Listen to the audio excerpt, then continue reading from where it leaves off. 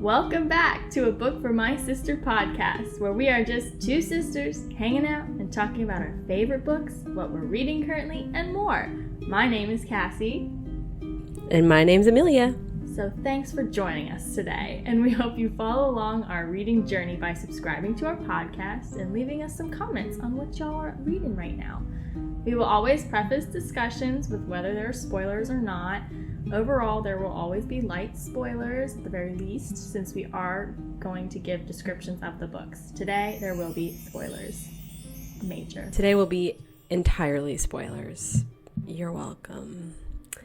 Okay. All right, Cassie. Well, what is it that you are drinking today in this episode to help you along to discuss this man? An interesting drink. It's Element, the electrolytes. Well, they have carbonated. The chocolate one? No. Oh. They have carbonated cans, so you can get them in cans now. Oh. So it's a sparkling electrolyte drink with Is it good? It is good. It's black cherry lime. It's very good, but they're very expensive. Oh, really? How much are they? Because I'm stealing it from my boyfriend. I did not purchase this. Oh. This is not mine. That's the way to go. Yeah. He splurged on a 24-pack for $80. $80 for 24 drinks? I'm not even kidding you. Okay, what is it? Yeah, no, that's that. I think that was. Where did he get it? Online. Jesus. Oh yeah, because he loves an energy drink. He's trying to cut off the energy drink, so he was like, "Oh, a sparkling electrolyte drink. That's a great replacement." $80. It's very expensive. So I was like, "Oh my god." I will be drinking maybe just one because I don't want to steal all your drinks. But it's very good. What are you drinking? Well, I'm so happy for you. I am drinking. I finally yesterday was able to restock my Costco maple syrup, my giant jug of maple syrup. So I was able to make myself a little maple syrup latte this morning. So with oat milk, so that's just what I'm drinking right now. It's very delicious. I put a little drizzle of caramel on top too. And there's a little sprinkle of salt and a little bit of vanilla in here. Gotta have it's very good. Gotta have this. You gotta have the salt when you're making a sweet latte. So it's very delish, very good, and it's gonna help me today because you guys today's our it's our first Science Fiction Friday episode. Oh my god! Yay. So we're excited about this. For these first few, and by few I mean first 6, a lot, we are planning a very special Into the Crichton-verse series. So welcome to the Crichton-verse, folks. And if you guys don't know that, it's Michael Crichton. Michael Crichton. We've been consuming a lot of Michael Crichton this year. So we're definitely welcoming sci-fi book suggestions that are not by Michael Crichton. So if you have any that you really enjoy, please let us know because, listen, he's a science fiction writer and we can appreciate that about him, and also we want something different than him. So if you've got any suggestions, let us know in the comments, pretty please.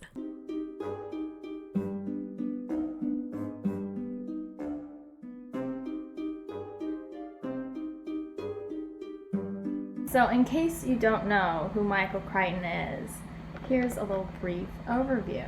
His most famous works are Jurassic Park and, of course, subsequently Lost World. So you've probably heard of those. He also helped co-write the screenplay for the 1996 classic Twister. It is classic. That is such a classic. We love that movie. And yeah, when I found out that he co-wrote that, I was like, oh, that makes so much sense. Yeah, it does. He went to Harvard and received his MD there, where he researched public policy, he taught anthropology, and was interested in computer modeling, which is very obvious when you look at copies of any of his books, really. There are some intense old computer models in there. He's a nerd. He was also a filmmaker. Unfortunately, he passed away in 2008 from cancer. Over his writing career, he wrote and published about 29 books. Most of his works were very tech and science heavy. Whether the science is real and accurate or was made up for the book is not for us to say because we're not scientists. But whenever I would read it, it feels real to me. But, that means nothing. And they're typically centered around issues that potentially he felt were threatening, like climate change and artificial intelligence. So, science warning apocalypse books. They're like, oh, an apocalypse could come, and here's what's happening. Earlier this year, I read, 6 of his books in the course of, 5 weeks. And that was a lot of Michael Crichton. I maybe wouldn't suggest consuming that much Michael Crichton in 5 weeks, but because I read those 6 books over the course of a year. Yeah, I read them a lot more. I read a book a week. Yeah, so I'm definitely not here to sell you on Michael Crichton either. We're not trying to be you should 100% read all of these Michael Crichton books and we're endorsing everything he has to say, because we're not. We're not here to say whether he was a good person. We're not here to say that you should read his books, but we want to talk about his books because they are interesting at the very least, and there's some things happening in them, and that's why we're here, to yap about books. That's why we're here. Okay, so that's what's happening. And I think and this will be interesting because I know we both have very differing opinions on a lot of his books, so this will be interesting.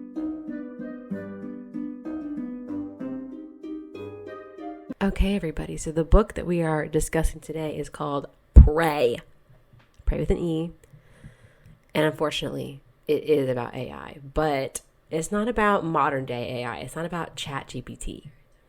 Obviously, it was written in 2002. So, you're probably not going to feel a lot of existential dread about the current state of AI because this is an old book. I want to issue another spoiler alert. This book was published 23 years ago, and we're going to talk about the whole thing. So if you're like, I really wanted, yeah. So if you're like, I haven't gotten around to reading this 23-year-old book yet, and I still want to read it, and I don't want any spoilers. Well, then, okay, that's nice. Come back after you've read the book. It's old. We're going to tell you how this roller coaster ends, okay? So buckle in. There's a lot that's about to happen. Buckle the fuck in. Okay. Buckle the fuck in right fucking now. Okay. Alrighty. So this book is about Jack Foreman and his family, kind of about his wife. Her name is Julia Foreman. Jack is a stay-at-home dad, progressive. And Julia works at a nanorobotics company called Zymos. So she starts acting a little bit weird, and she's working long hours, saying she's always at work. Sometimes she doesn't even come home from work. And Jack thinks that she's cheating on him, which, yeah, I would also think that. Yeah, we don't blame him. So one night she comes home and she's like, listen, this is what I've been working on. So I'll show you a little video. And it's like a test subject person. And they're injecting nanorobots into this person's bloodstream or something so they can see the inside of their blood. And Jack is like, okay, but... Another scientific terms. Then Jack is like, okay, but why do you need to have robots in people's blood? And she's like, you just wouldn't get it, so whatever. But they're they're little cameras. They're like tiny little cameras that they're injecting into people. So that has happened. Medical stuff. Yeah, for medical research. For medical reasons. Medical reasons. So the next day, Julia's late for dinner again. And Jack is being passive aggressive about it because he's taking care of the kids. He's taking them to school. This wonderful dinner, and you're just not even here. He cooked dinner, and she said she was going to be home for dinner, and then she wasn't. And so then, when Julia comes home, he's irritated with her. And he's already put the baby down to sleep and everything. All the kids are asleep. And Julia is like, oh, but I want to see my kids right now, even though they're asleep. So she wakes up the baby to, pick her up, basically, and, hang out with baby. The baby's name is Amanda. And Jack is annoyed because he just put the baby to sleep. And, it's hard to get a baby to go to sleep. Probably. And so Julia's like, well... He's like, why did you wake her up? She was asleep. And Julia's like, well, I wanted to see her, but her diapers probably needs to be changed. So, you do it because you're irritated with me now and I don't want to do it. So he's like, whatever. So then he changes the baby's diaper and puts her back to bed. And then he and Julia both go to sleep, and then they wake up at like 1 a.m. to Amanda, the baby, like screaming and crying, and she's covered in this rash that's been spreading, that starts to spread like all over her body really fast. And so Jack takes the baby to the ER, and Julia stays home with it because they have 2 other kids who are older. So Julia stays home with the kids. And the hospital staff is like bewildered by what's happening with this baby because she's just getting this like rash very suddenly. And then she starts to like convulse, and they're like, oh my God. And they're doing all these tests, and they're like, she doesn't have an infection. She seems fine, except that she's not. And so they're like, we've got to do an MRI on this little baby, which I didn't, that sounds very sad and upsetting for a baby. So they do this MRI. She gets in there and she goes quiet, and they're like, oh shit, what has happened to the baby? And she's totally fine. And they pick her up, and she's like giggling, and she's like, tee, I'm all better now. Tee, I'm a baby. Like in the MRI, she's like suddenly very better. So, very better? She's very better. She's so better. She's and her so rash bad. is gone. So in an instant, all of her symptoms go away, and her rash has disappeared. So they go home. And when they get home, Julia is like, oh, is the baby okay? And he's like, yeah, do you want to hold her? And she's like, no, I don't. I actually, I have to go. And so then she leaves to go to work. And Jack is driving his 2 children, his other kids that are slightly older, whose names are Eric and Nicole. Nicole is her name. I was trying to remember.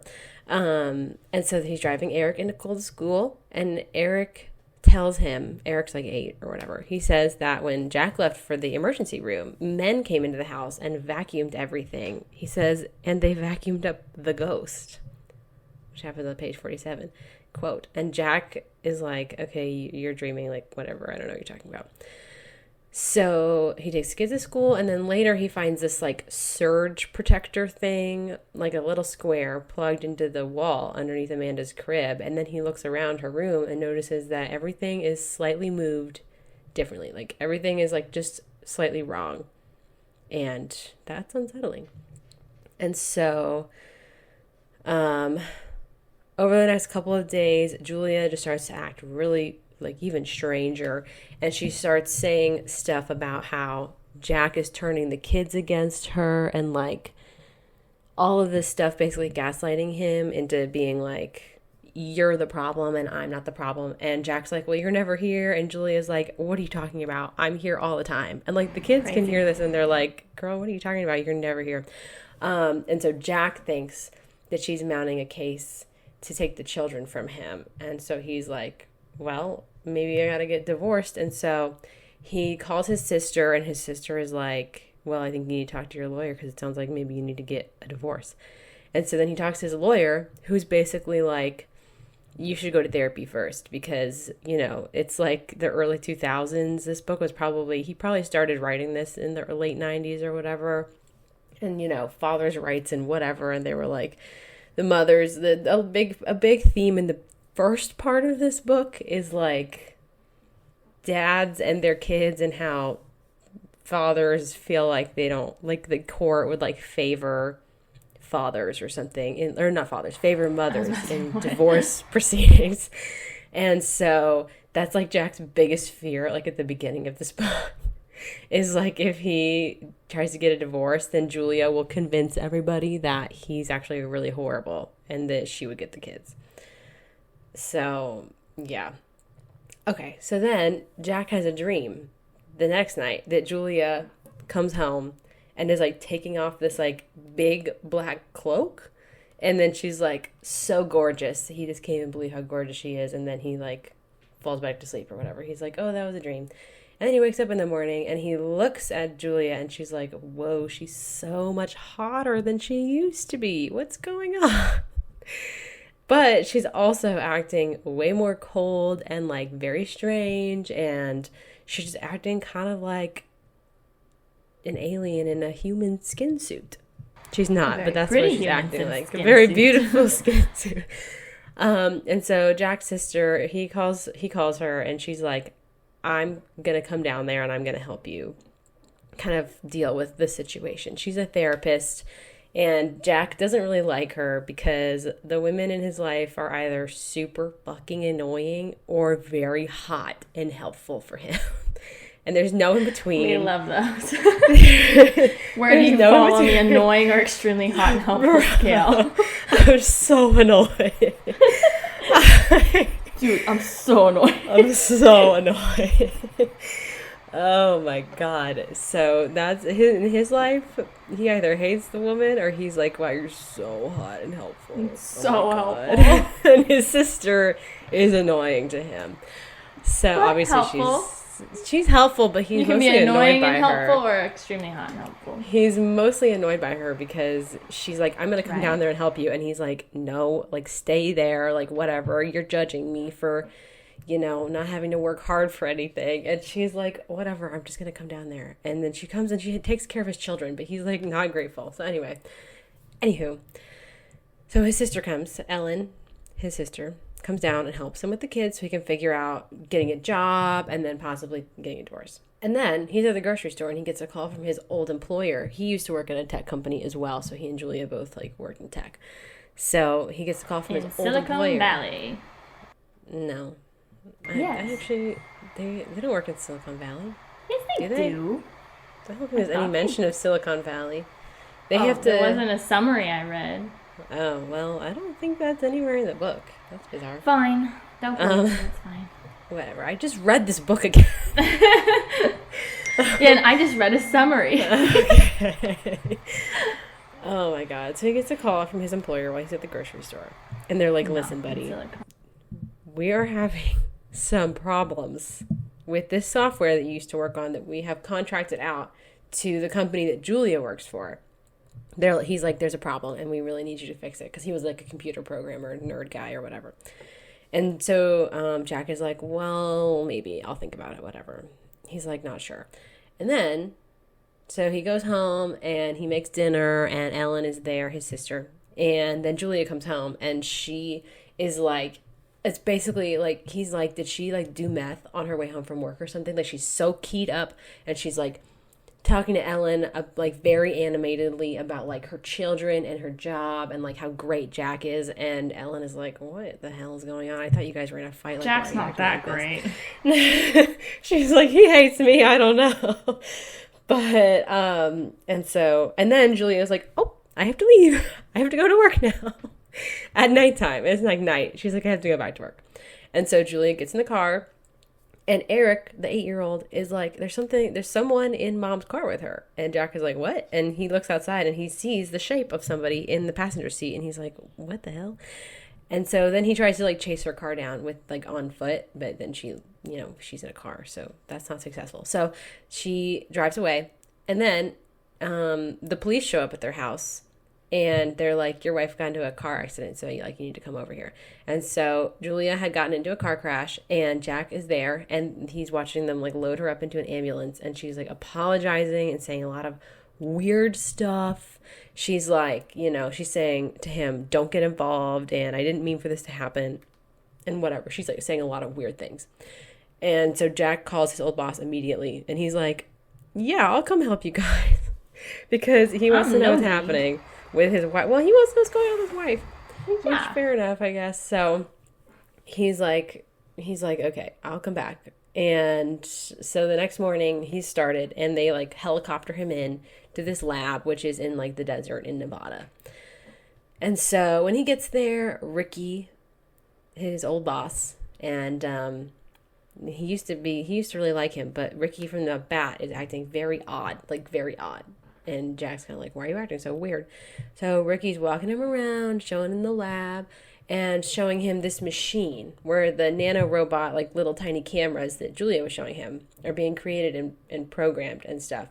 And we find out that the Department of Defense has commissioned the creation of these little camera robots. For spying. Yeah, and like under the guise of like medical research, but really it's like not for that. But he said that the contractors that installed the vent on the machine installed it incorrectly, and so the little robot guys are being blown out into the desert, and now they like can't find them. But this is where it gets bizarre. I guess this is where it sort of veers into AI, is that the robots They're like, they can fly. They're flying surveillance They're cameras. flying. Yeah, they're flying. Okay, no, you're right. They're flying around. They're like floating in the air, and they are swarming, which is like the word of the day in this book. I'm surprised the book wasn't called The Swarm. Honestly, it probably should have been. Yeah, but the program, he uses that word a lot. It's called Prey because the program that Jack helped create is called Pred/Prey. Right. So the book is called Prey because, well, the humans. Right. Oh, you just opened. Yeah, I totally remember that. Okay. Just opened a whole nother. Right. That's what. Yeah. No. Yeah. That checks out. Yeah. So, the robots are out in the desert and they're like swarming in these like shapes and like they're just like swarming around. I imagine them being like tornadoes. Yeah, they could be like little tornadoes, and they seem to be rapidly evolving and learning how to do things. And they're also like killing wild animals. Like they killed a coyote and we see them kill a rabbit. Yeah. So they're like killing the animals and they're not eating them because they're robots. They're just like killing them for funsies. And so Ricky tells Jack that Julia was fascinated by them after they had escaped, and she was trying to kind of figure out what they knew and like what their capacity for learning was, like the swarm's capacity for learning. So she was trying to kind of figure that out. But now that she is gone and she's not at work, the nano robot guys are becoming hostile and they're kind of like swarming. They miss her. They're kind of like, they're swarming around the main building. They're kind of like, they're killing animals. They're becoming hostile. And Jack, the only person in this science lab who realizes this, I suppose, Jack was like, the way that she was trying to test the little robots to see how much they knew was actually teaching them things. And they were picking up the things she was like doing experiments with like building blocks to see like if they knew what to do with them, I guess. Oh, yeah. But in her doing that, she was actually teaching them, like accidentally teaching them how to do these things. And they were picking it up and like mimicking her, and like they would hear her speak and they kind of would like mimic human, like trying to learn how to speak and pick things up from her basically. So she was basically teaching the robots things. And Jack is also told that the swarms are now able to reproduce for some reason. So there's a lot of them out there, and they're not really sure. Why not? Why the heck not? So there's more than the original amount that they had accidentally released into the desert. And they don't really know how many. They think there's like 3 swarms. They're like all move in the same, like they don't like go off on their own. They're like all stuck in these little swarms. So Jack is like, well, we've got to be able to track these somehow, because they're saying, well, we go out at night to try and look for them because they're solar powered. So at night, they're not like doing a whole lot. So they try at night to go out and look for them, but they're like tiny little nano cameras, and they didn't put anything on them to track them. Dummies. For some reason. So Jack is like, well, we've got to start by trying to track them. So let's do this. So Jack takes his team, his old team that he worked with before. He was their boss when he worked at this place before. And so he knows all these people. And so he and his team members run out into the desert to this like storage unit, basically like a shed, to try and retrieve this chemical that will help them track the nanorobots, like to physically throw something on them, like a liquid. And so for some reason the storage unit is not connected to the main building of, where they're doing the work. But so they have to go out to the storage unit. So they run over to the storage building and they get inside. But then they're like, oh no, the swarms have followed us over to this building. And so there's like a very tense few minutes where they're trying to like hide, because there are also windows in the shed and the swarms can see through windows and stuff. And so they're like, oh shit, like, what are we doing? So they try and hide for a couple of minutes. But there's one guy who is like totally losing his mind. He's like so anxious. He's just like screaming and flopping around. And so they're hiding for a couple of minutes. They're hiding for a couple of minutes. And the guy just like, his name is David. He like loses his mind and he just like freaks out, like throws himself on the ground. He's like, I can't do this anymore or whatever. And so Jack's like, okay, well, all right. So they kind of have to do this little like, they're trying to move together basically to like, so that they can confuse the robots. So Jack's like, all right, we need to like get up and like get in two lines and like move around in these ways so that the robots can't identify like what we're doing, and we'll kind of be all over the place. So they're doing that, and then the guy freaks out again, and so the robots kill that guy, and then this woman who I guess we're supposed to believe was in a relationship with this guy, even though it's not really explicitly stated. But so they both, and she like falls on top of him because she's like, no, you can't be dead, and she dies. Doesn't matter. She wasn't hot or helpful. She actually was the hottest one, described as hottest person. We'll get to that. So, never mind. So, hot and unhelpful. She's very hot and very unhelpful. Very unhelpful. So there are two of them out of the five of them have been killed. And so the three of them, so who's left is Jack and May, who's like a scientist lady, and hot Charlie, and who's just a hot and helpful May. Charlie, who's neither hot nor helpful. But he's a man. He's a man, so it doesn't matter. Count Men can have a range of descriptors, but we can only be hot and helpful. According to Michael Crichton. So Charlie is annoying and unhelpful, and he's bothering everybody all the time. But so the three of them are left, and so they are like basically running freely in this open desert with these like swarms chasing them. But thankfully, there's like the parking lot is like in between the storage unit and the main building. So they just start testing the doors of the cars to see if they can hide in a car. And, you know, it's 2002 in the desert, so people aren't like locking their cars. So May and Jack hide in one car and Charlie hides in the other car. And they're trying to like close up the vents and like, you know, make sure the swarms don't see them.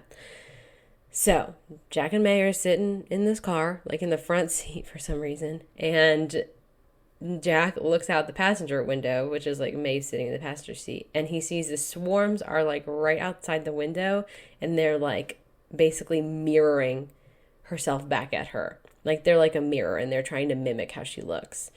And then she like kind of moves her head, and they like kind of move along with, they like try and adjust to mirror creepy. That. Yeah, so it is creepy. And then we hear, they've got like headsets on, so we hear Charlie being attacked in the car that he was hiding in. And they like fly down your throat. Like the nanobots like fly down your throat to like choke you, I guess. Yeah. And so they're like flying down his throat. And then the nanobots go into the car that Jack and May were in. And so they've got to like escape basically the car. So Jack and May run back towards the building, and he's like carrying her because she's like passed out because there's like she's, you know, swallowing like robots basically. And then Jack gets there, and Ricky is there to like let them in. And Jack is like, is Charlie still alive? And Ricky's like, well, yeah, but we can't go get him. It's too scary out there. And Jack is like, I'm scared of those robots I helped create. I don't want to do that. They don't have any protective gear, I guess, to go out into the desert with. No masks. I don't. This doesn't seem like a very well-equipped science facility. But so Jack is like, I'm going to go rescue Charlie, bro. I'm going to go do it back out in the desert. So Jack runs back out there to go grab Charlie. He like drags him back into the main building, and Charlie survives and he's fine. After this harrowing experience, Jack, May, and Charlie are now recovering and eating dinner. Jack looks on the security camera monitor, and he sees a person standing out in the desert. And he realizes that the swarm has mimicked Ricky exactly. Even though, allegedly, the swarm is supposed to have never even seen Ricky. Only Julia. So that's highly suspect. Highly suspect. So after that, Jack, May, and a guy named Bobby. Is he really not mentioned at all before this? I'm sure he is. He is. I just didn't mention him before. Okay, Jack, May, and a guy named Bobby, probably a scientist, go out at night to see if they can locate the swarms. There are now tons of them. They find the swarms dragging one of their friends' bodies through the desert, so they follow it until they find what we kind of envisioned to be like a giant anthill of these little robots. Like it's That's how I imagined it. Just like a big there's like caves robots. and like it's like they're going down into think tunnels. Bug's Life. Yeah, think this is. He watched Bug's Life and he said, yeah, but without the cute little mushrooms everywhere. Yeah, the little glowy mushrooms. Yeah, there isn't it actually like gross in there. I thought that was in a real anthill or in Bug's Life? No, in this or book. in this. I thought it was also described as being really nasty. I think it smells really bad because they're like dragging. Bad. Because there's two friends that died. They've dragged their bodies into there, and then also they're like killing animals and stuff. So it smells like death. It stank in there. So they go down into this anthill, and they notice that the robots are now mimicking human body shapes and looking more and more like people. It's very spooky. So they throw bombs into the hill and run away. Which they have. But easy. They think it's all over. Piece of cake. They get back to the base, and guess what? Julia is there. She has been released / Loki escaped from the hospital and made the long trip back to the lab. And she's acting hella strange. Even more strange than before. Can you even imagine acting more strange than she was already? Yeah. She says she's getting to stranger and stranger. Call her defense contacts to let them know the swarms have been destroyed. And Jack is like, I don't trust you. I'm going to come with you. Yeah. So they try to dial out, but surprise, surprise, phone stopped working. So Ricky goes to figure it out. I don't like Ricky. Ricky goes to figure it out. And Julia tries to talk to Jack about the future of their relationship because this is the perfect time to talk about that. And Jack is like, girl, now's not the time. And this man is right. And he's like, I think you guys are all fucking with me. He thinks that he is just like the butt of the joke. He's like, what is happening? And Julia's like, what? We would never. And then she tries to kiss him, but he leans away. Very important. And then Ricky tries to kiss him like a million times. Yeah, she won't stop trying to kiss him. And he's like, dude, I'm not horned up right now. Two of their friends just died. Yeah, so he's like, this is not the time. But and everyone's acting completely normal, including like May and Charlie. Yeah. They're all like, well, That's a common theme in his books. They just don't really care when people die. die. Do not give two shits when their friends die. That's so true. They're like, I guess that guy's dead. Yeah. So after that whole weird kissing fiasco, he gets away from Julia. And then Ricky says, guys, you better come take a look at this. And it's a video of dead Charlie in his room covered in the nanobots. And he and Julia are both like, oh my gosh, how could this happen? And of course, Jack realizes that Ricky and Julia are acting super strange. And because, they're strange people. Okay. So strange. So strange. And May is acting afraid of both of them. And then he becomes even more suspect. He's a smart one, this guy. All forms of communications are down until tomorrow. Who would have guessed? It's almost like it was rigged to be that way. What? And people are acting strict. What? Okay. So Jack goes to bed, wakes up in the middle of the night, and just wanders around. He can't sleep. He finds May looking through security footage because she's suspicious. Even though Ricky told them it was down. And Jack finds out that Julia has actually been having an affair with Ricky. Because he sees video footage of them kissing on the security camera. He's very upset, but then he and May look for footage to see what Charlie was doing and how he ended up dead. When they see Charlie confronting Ricky and Julia about something on the tapes, they eventually beat him up, and Julia kisses him. But then we see that the black nanobots are like coming out of her mouth and into Charlie, and then that's how he dies. So basically, that's why she's such a horny girl, because she just wants to infect everybody with nanobots. It's not about kissing, it's about infecting them. So Jack's feeling very lucky that he did not kiss his wife. So basically, Julia and Ricky and possibly others, just not Jack and May, are one with the swarms. And Jack has to figure out how to leave this place alive. So, will he do it, folks? Let's see. So Jack and May, his BFF, very hot, very helpful, come up with hot a plan. and helpful friend May. Yeah, very smart. Come up with a plan to drink a phage. It's a science word, Phage, that prevents nanobots from contaminating their bodies. E. coli. Because like they're drinking like I don't know. They're so bacteria. Okay. Here's where it gets like a little too sciencey. A lot of it. He tries to describe the nanobots are alive because they were made with bacteria or something, and they're made with E. coli, and so this like phage is like supposed to make it so that you can't get infected with like the E. coli or something that is in the nanobots. That's why it says E. coli. Makes sense. Okay. Yeah. Okay, so our guy Jack takes this phage and infiltrates the sprinkler system and puts it all up in there. And this is where things get extra funky. He, for some reason, has May tell Julia that he has put this stuff in the sprinkler system. So Julia and all the other infected try to stop Jack. And Julia traps him in some magnetic chamber where the magnetic field is turned off. Science things. He's hiding in this magnetic chamber, and he gets Julia to get in there. And then he turns it on. Recall the MRI healing baby, Amanda.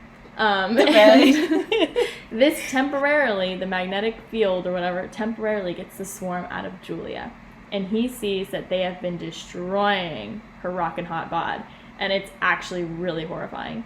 She's like melting. Yeah, it's really gross. She says her final goodbyes to him and tells him that she infected their kids. He doesn't honestly seem very sad about his wife dying. Like, he's kind of just like, okay, goodbye. But whatever, you know. Yeah. Then Jack does some Mission Impossible action shit. Like, it is, like, he's climbing up ladders, jumping from platforms, swinging from pipes. Yeah. Like, he's, like, literally Tom Cruise. Oh yeah, that's a good point. Yeah, if he was if this was a movie, he should have been played by Tom Cruise. Can you just imagine Tom Cruise He would have ate Jack. This role up. He would have killed it. He would have killed Somebody it. needs to call Tom right now. Yeah, no, this is missed opportunity, honestly. Honestly. So yeah, does all his action hero stuff, destroys all the nanobot hybrid people with the phage, and escapes. Yeah, so Jack and May did manage to spray all the infected people with the phage, so they should be good to go, right? Not so fast. They both leave in the helicopter they arrived in, and the building explodes. For some reason, I don't know. You know? I think there was the cause of fire. So, it was gonna explode, so it exploded. Do you know the freaking Aquaman movies? How like there are so many. Have you ever seen compilations of all the unnecessary explosions? No. There's like 6 in like, I don't know if it's the first one. I didn't watch them. I just saw this like video. Aren't they underwater? It's it's underwater, and like they'll just be talking. It'll be explosion, and then like 20 minutes later, explosion. Like, what? It's funny. So it's just like a very like random explosion moment. That's so funny. Yeah. So May ends up sending the phage to the army. She just writes on a box, "To army." Mails them the phage and informs them about the potential of the swarm, coming back and all that fun stuff. And Jack gets home, gives his kids the phage, and so they're cured. At this point, his inner dialogue is kind of unhinged. I mean, he's traumatized, so who can blame been through him? a lot. And he somehow finds out that the swarms were released on purpose to create a man-made plague for some reason. And then the book ends. The end. What a ride we have been on. Amelia, how do you feel? Oh, I feel tired, bro. Me too. This book, you know what? When I first read this book, I liked it. I was like, there's kind of too much happening, and Jack is getting way too much credit for all these things. Yeah. Because how are all these scientists not like using their brains for 0.2 seconds? And he's like a tech guy. He's not like a scientist. He's like a tech guy. But I just like, after like skimming through this book and thinking about it a little bit more, I don't dislike it, but I don't like it as much as I did when I first read it.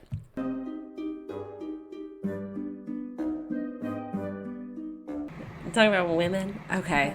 Women. So occasionally, I think that Michael Crichton will have aspects of his female characters that are like, okay, like, she's a person. Mm-hmm. He wrote a human being, and, you know, she can do, like, I think a lot of the women in his books can, like, do, like, how his male characters will, like, suddenly be able to do Tom Cruise shit.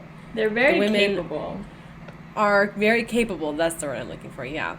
And so often they can do that in the books. But I don't think that his female characters are usually three-dimensional people. But he does write capable women occasionally. But in this book, like, we never see Julia as, like, a human person, basically. Because by the time the book has started, Julia's already, like, becoming infected with this stuff. Or, like, her mind is becoming, like, even if she's not the robots yet, her mind is sort of becoming warped by this. So we're never seeing a sympathetic version of Julia. We're only seeing terrible Julia, which, according to the main character, started, like, 5 days ago. And it's not like she was horrible before. He doesn't think of her fondly. Like, there's no, like, I just love my wife. How sad it is that this... Like, he's like, I didn't think this would happen to me. So, I don't know. But May was written fine. You know, she was, like, the only scientist in the group. Very smart. She's very smart, but I felt like she was mainly there to, like, be Jack's sidekick. Yeah, and definitely. Mr. Crichton wasn't I don't think he was trying to be like, will they have a relationship? But the way he wrote them was sort of, like, off to me, I guess. The way the relationship was, I was like, May is existing because Jack is here, and she's here to agree with him and to like help him do his Tom Cruise Mission Impossible situation. Like, that's why she's here, is to help him move along. And the whole time Julia is like, you know, I never liked May. I think she's a slut, and I think that you are cheating on me with her. She's like, oh, you think I'm cheating on you? Well, you're cheating on me. And he's like, what? Yeah. Jack isn't even, he's just like, whatever, Julia. Like, no, I'm not. And that's the end of that. And she's like, yes, you are. And he's like, okay. And that's like their whole conversation about it.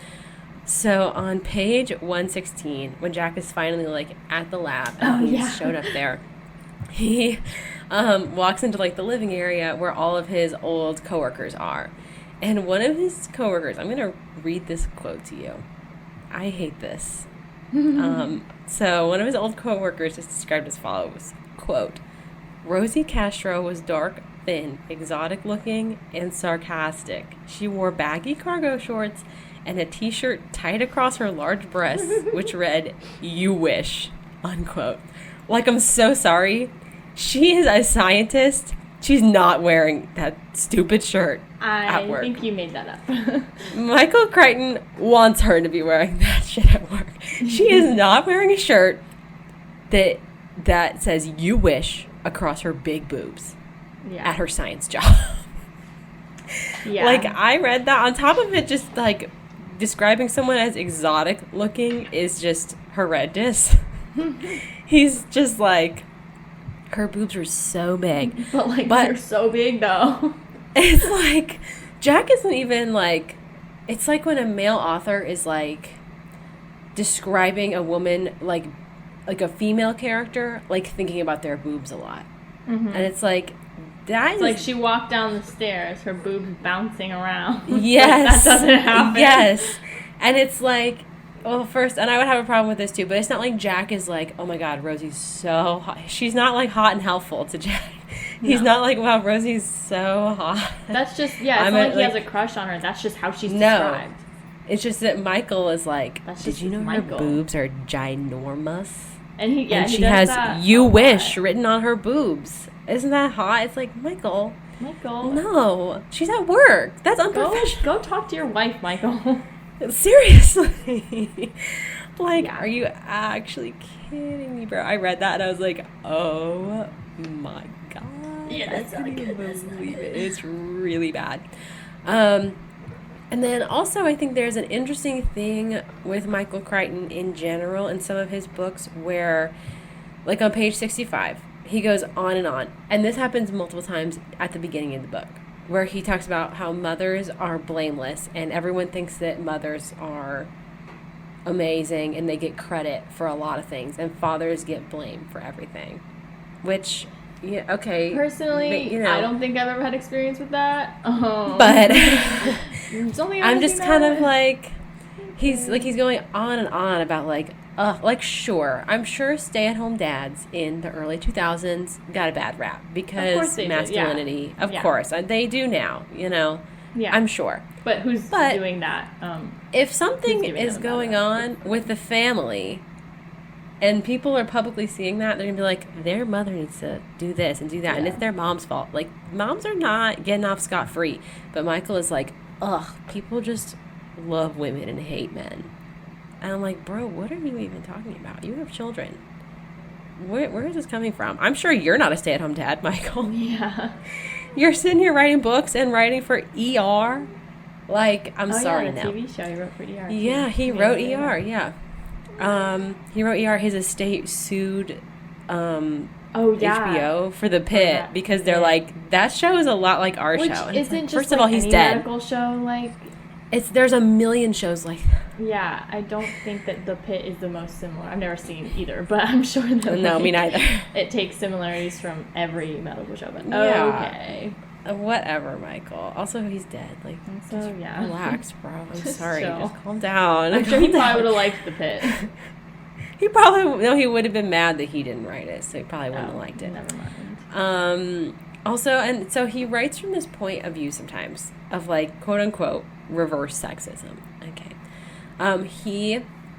This book with Jack as a stay-at-home parent, thinking that his wife is cheating on him and like thinking all these things about his wife, that she's not helpful and whatever. And she's like painting her as like how a lot of women think of their husbands, including now, like that they're just unhelpful and they're never home. But Michael is like, but what if woman was that way too? And arguably, actually, Julie is doing something a lot worse than cheating on him. But yeah, so, trying to infect the world. So trying to create a plague for some reason. But Michael Crichton also has written this book called Disclosure, which I have not read because I don't have the patience of a saint. I didn't want to read this one either. No one's going to read this damn book. Disclosure was actually made into a movie with Michael Douglas. And it's about a man being sexually harassed by his female boss. It's based on a real case that happened in 1988. So it is based on a true story. But I think it's interesting that in the same decade, within like the same 3 years as like the Anita Hill, Clarence Thomas case, he's writing a book with this gender swapped plot line in the 90s where, workplace sexual harassment is sort of becoming a larger discussion in American society, and like the treatment of women at home in the workplace was sort of becoming like a bigger conversation, not necessarily like a big deal to a lot of people who are not experiencing it. But I just think it's like almost reactionary. He's like writing this disclosure book almost to be like, well, what about men who are sexually harassed by their female bosses? Like, it's just weird to me of the timing and everything that's what he was doing. Yeah, it's like, I totally think like, yeah, it's weird with the timing, it does feel reactionary. And it's like, yeah, is that also a problem? Yeah, I think a lot, like, have you seen, Horrible Bosses? I watched the beginning of that movie with the parents, and then we turned it off. Yeah, like, Jennifer Aniston's character is sexually harassing. She's so... but that's also in a movie. I know, but the thing is, like, I think when it's like a female boss and then a lower down male employee, it's played for laughs. It's played for comedy. And I'm like, if the roles were reversed, that would be like, and it was played for comedy, that would be horrific. Like, everyone would be so angry. And so it's like, I do think that, yeah, it's like, we don't need to be laughing at like these women taking advantage of these men, because like when I was watching that movie, I was like, oh God, this is terrible. And I was like, why is everyone laughing? Sure. This is terrible. So it's like, I do think, like, yeah, that's a story that can be written because, you know, and not in the comedic sense. It can be written as a reality. But yeah, the timeline, also another book, timeline. It feels it feels like you did that like as a reaction to, instead of just being like, hey, I want to write this story that not a lot of people write. Yeah, I just feel like based on my limited knowledge of himself as a person and then all the books that I read by him, he wasn't even trying to be like adding to the conversation. Like, I think a book like Disclosure isn't trying to be like, yes, that's happening to women and also it's happening to men. Right. He's trying to be like, but what about But what about what if we recenter the narrative back on me? So I don't like, I think that if his intention was to be like, yes, and then sure, he, you know, I haven't read the book, but I'm sure he didn't write it that way. Yeah. And so I think that his intentions with his books are sort of what I have trouble with sometimes. And that's not really, like, in this book, I don't really feel that way about this book. No, we'll talk about in the next episode. We're going to talk about State of Fear, you guys. That book's a mess. So we'll talk about that. But but I wanted to bring it up here. I did some research, aka I looked up things on Reddit. After extensive research. After extensive Reddit reading. User called Elbow Delbo, thanks buddy, said, quote, Michael Crichton wrote great techno thrillers, but he sucked at writing people. His women characters can barely be called characters. When they aren't being unstable, they're being manipulative, or when they aren't doing one of those two things, they just exist to provide exposition. His male characters aren't much better, but as a man, at least Crichton had some idea of how to approach their points of view. Crichton wrote books for dumb guys to feel smart. If he were still alive, he'd be a regular on Joe Rogan's podcast, unquote. I agree, Elbow Delbo.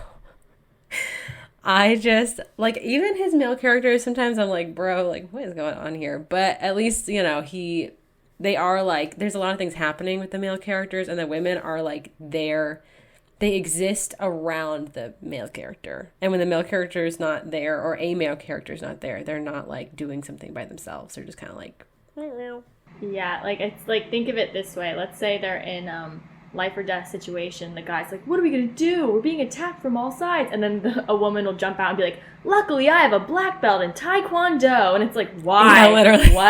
What do you mean? Like, why it's like just now finding this out? It's like, why does the secretary have a black belt in Taekwondo? Yeah. Like, it's like saved at the last minute by the woman, which is great, like, women power, but like, it's just so random. But then later she'll be like, I know I have a black belt in Taekwondo, but I'm also a woman. And I have feelings. Okay. Yeah, it's very... They're hot and helpful. They're hot and helpful. They're hot and helpful. And then as she's beating up all the people, the guy will be like, wow, I never noticed the way her hair falls in her face when she arms does are those so kicks. limber. when she smashed those two guys' skulls together, wow, her hair fell in front of her eyes in a way I'd never seen. Her glasses fell off. Her calf muscles. So yeah, they were too big. They were dainty but strong. So there's like, wow, she's so like, I didn't know 80 pounds could throw a 200-pound man like literally. That. It's like, is she a child? Yeah. So what do you mean? So it's like, while these women may play large roles and lots of times save the man, it's very much like, it feels like exploitative almost. Yeah, the way they're it's hot described. And helpful. Hot and helpful. That's all we can say about that. Wow, I've created this this lens to view Michael Crichton books. Yeah, is she hot and helpful? Yes, hot and helpful, or annoying. And yes, yeah, but still helpful. Yeah, so that's what we're definitely going to touch on that in probably every book. Probably, because it's there in every book. But this one is just, I think it's also especially prominent because it's about a wife and a husband. And the wife is the villain, basically, during the whole book. So I just think that it's interesting. And all that to say that our two main women in this book are, you know, our male main character's wife, possessed by evil, evolving robots, who is very manipulative, and the entire book, we never actually see her as herself. We only see her as a manipulative robot woman. And then May, who is his science sidekick, who agrees with all of his theories and helps him execute his plan in the end. So, those are those are the only two women except for his sister, who's annoying. And probably not hot. And probably not hot. And Rosie, who's so hot, but very unhelpful. Yeah. So yeah, that's with the women in this story. But, I will say, overall, that aside, kind of taking that into account when you read his books, you kind of got to be like, okay, I know these women are not probably going to be written well. Yeah. I do love this book. I think it's very creepy. I think the descriptions are great. I think it's, obviously there are things that could have been, we think that he rushes his endings a lot. And, oh boy, are we doing Andromeda Strain? Yeah. Oh, when we do Andromeda Strain, you're going to hear me rant and rave about that ending. I think it is the worst ending in history of every book that's ever been written. I hate it. Good. I haven't actually read Andromeda Strain. Oh, it's terrible. Well, no, it's not. I know, that's why I haven't read it, because you... It's just the ending that's terrible. Well, it's good up until the ending, right? Yeah. Everything's great, and then it just is like, oh, okay. Yeah, so he kind of rushes his endings. I think that was kind of with this one, too, but, overall, I do think it is a good science fiction book. Yeah, I mean, it's not... I think that there is something... And, I don't read a lot of, science fiction books that were published in the 90s and early 2000s written by men. So, I don't have a whole lot to compare this to, I suppose. But I think that, it is written... I don't know if well, but it's written... It's very interesting. He does have a lot of science, whether it's real science or fake science. I'm not the person. Smart. I'm not qualified to tell you. It feels like it could be real, but sometimes it feels like it could be fake, and I don't care that much because it's fiction. Whatever. And so I do think that it is at least interesting that he is putting all of this science. I mean, he has in the back of this book, he's got his resources. Oh yeah, every one of his books has 30 pages worth of resources. So this man is smart. Okay, well, State of Fear has 30. I remember because that's a long book. State of Fear also has 2 appendix notes. Oh yeah, so this man has done his research. He is very smart. Yeah, so I do appreciate that about his books. I love and he had a medical degree. He was a professor. He wasn't a dummy. No, yeah. So and his books are you could poke some holes in them if you wanted to, but I don't care to do that to the science because, whatever. My only complaint actually, nanorobots wouldn't be able to, I don't fucking know. Sure. My only issue is that why did they want to release a plague? Yeah. I don't know. And, I'm not sure. And I think if they just kept it how it was, we're doing this for military surveillance, and then it accidentally leaked out. That makes perfect sense. Yeah, why are they trying to release? Because at the end of the book, he's like, I found out that Julia did this on purpose, or whatever. Why? It's okay, but why? Why did she do this on purpose? Yeah, it doesn't really make sense. Actually, well, I think that part of it was... But she was saying this after she was, possessed by the robots. So I'm not really even sure that we can count this as, a reason. But near the end, she was trying to be don't you want to be, a superhuman, basically? We could be so smart and we could be so advanced as a civilization if we were all like this. But she's saying that as a robot person and not as herself. So we don't even really know. And when we do kind of see her, when she's melting in the, magnet room for 2 seconds...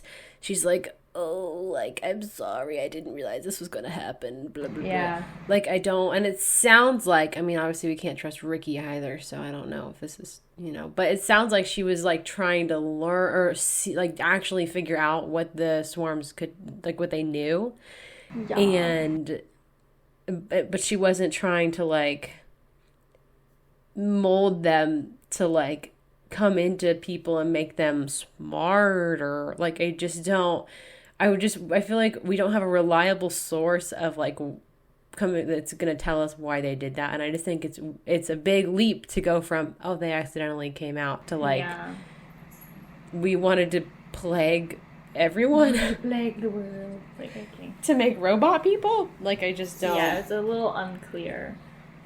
Yeah. And unnecessary. So... I don't know. And then at the end, because they learn that, May and Jack are like, we've got to get the phage into the water system so that everyone in the U.S. can drink it. And now we have fluoride in our water. That's why. Well, May was like, I think that the process they do to clean the water is going to get rid of the phage. And he's like, oh, yeah. And so, And then she sends it to the army or whatever. She's like, you guys deal with it. Deal with this. Like, it's just so, I don't know. I just, like, there's some things that don't come full circle in this book. Yeah. Plot-wise. And you know what? I don't really care too much. I just think it's a little bit bizarre. Yeah. But his books the endings are always a little bit bizarre. It's just also funny to me that at the ends of the books, or like not even at the ends, just like throughout the books, like our main male character is just like a regular guy. He's just a regular guy. He's not. He's a dad. He's just a regular dude. This dad, he's just an ex-tech dad, staying at home, taking care of his kids, and destroying like, and pushing people off ladders and buildings, and he knows how to thwart artificial intelligence off the cuff. Yeah. And he's able to drag people who are so much larger than him and carry them across a desert, and is able to run fast enough to, like, when he's in the bottom of the anthill thing, to run all the way up after they, like, bomb the bottom of the anthill or something. Like, how does... If he's just, like... If he was a computer programmer... We never hear... I wouldn't be in, like, Iron Man shape. And, like, maybe he goes to the gym, but he's not, like, spending... Like, he's not spending his... We don't see him go to the gym. We see, like, a week of his life before this happens. He's, like, always doing things around the house. He's a stay-at-home dad. He doesn't have time to go to the gym. He doesn't even go for a run. Like, I don't... How is he able to do all that? And we're not getting, like... I stood there with a stitch in my side, like, breathing heavily or whatever. Like, there was no, like, oh, this is hard. He was just like, I just ran onto the top of the building and jumped to a helicopter. And, it's like, and then it exploded. Yeah. Like, what do you mean? I just think it's funny. It is funny. The inaccuracy is very funny. And that's how, like, the men in all these books are. They're, like, regular, like, a lawyer or whatever. Yeah. And they're just, like, running all over the place. And it's, like, it's kind of like with the women. Yeah. How, like, this is they're the secretary. Of how men and all of a sudden, they're dragging, like, people all over, like, are carrying people around. And they're climbing. And they're skiing. And they're whatever. I'm just like, what the hell? Like... If you threw me in that situation, I would die. I guess I'm dead. I would die so fast. Like, I wouldn't... If I saw a bunch of AI nanobots coming at me, I'd be like, well, shit. That is the end of me. Guys. Yeah. Like, no thank you. But anyway... It's just... Sometimes his writing just makes me giggle. It is very funny. I'm just like, Michael, you're so funny. He makes me laugh.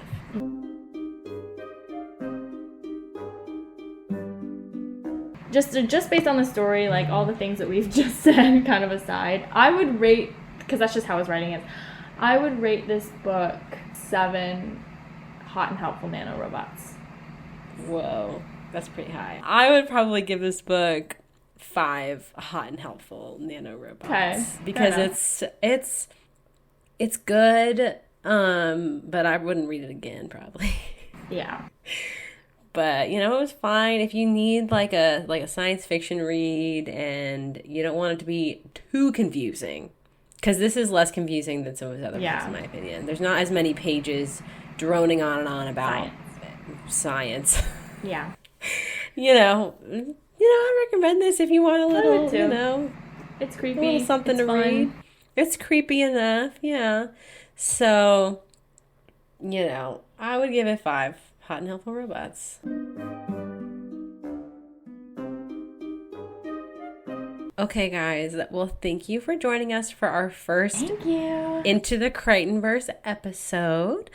There's many more to come, so strap in, guys. Let us know in the comments how you feel about Mr. Michael Crichton, whether you've read Prey, what your thoughts are, if you agree, disagree with us. We want to hear it.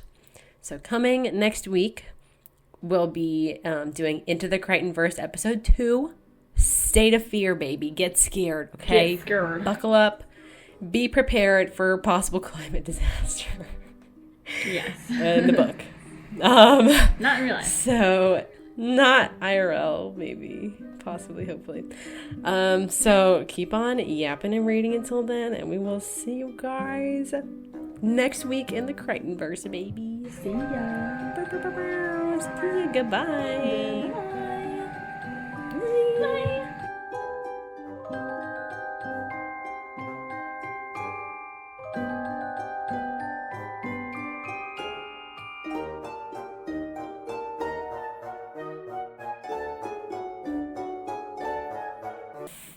What? I was about to say something and I was like, let me not say that.